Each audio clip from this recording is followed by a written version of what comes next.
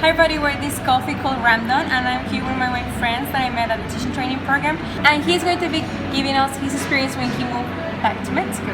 Okay? Hello everyone. So he's going to start giving us a little background about himself so we can continue with the questions.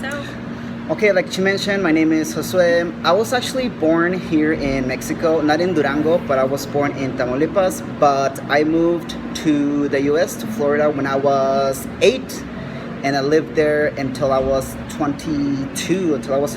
Because, well, I lived in Florida, and Florida didn't have as much culture, I guess you can say. Culture. Well, no, they didn't. No, I don't think it. Well, the U.S. in general, I don't think they think they have culture. I think they just borrow cultures. They just mix cultures from other countries.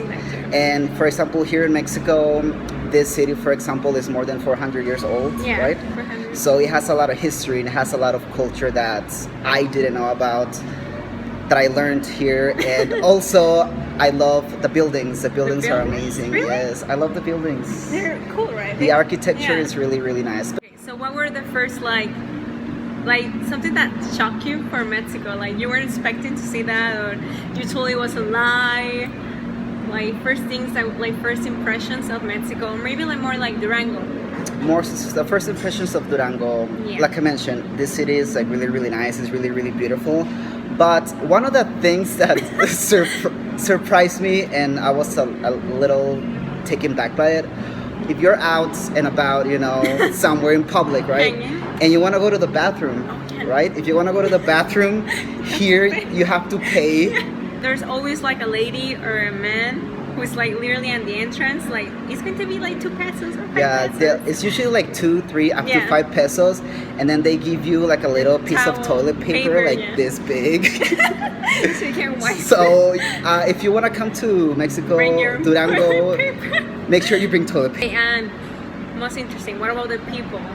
The people here, I think the people here are really, really, really nice. Like everyone wants to talk to you, you know, from my experience. Yes, that's one of my points. Like, what about the food, like tacos? But like, I know you're like tried some of them in the United States, but they're obviously completely different.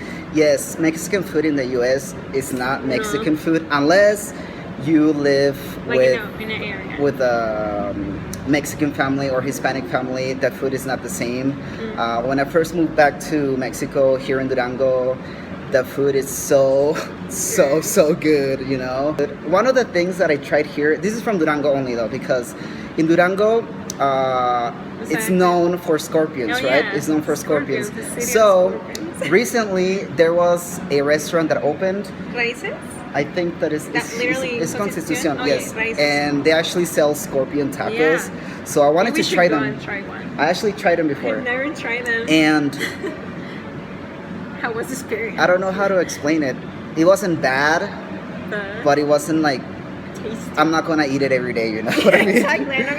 I'm not gonna eat it, but it's really, really good. Okay, another aspect, like cultural, like what you think of like machismo, stuff like that. How you see like the difference between like United States being a little bit I want to guess more open-minded than in here in Durango, that is a north state, which there is a lot of machismo. I did see a lot of machismo going on here.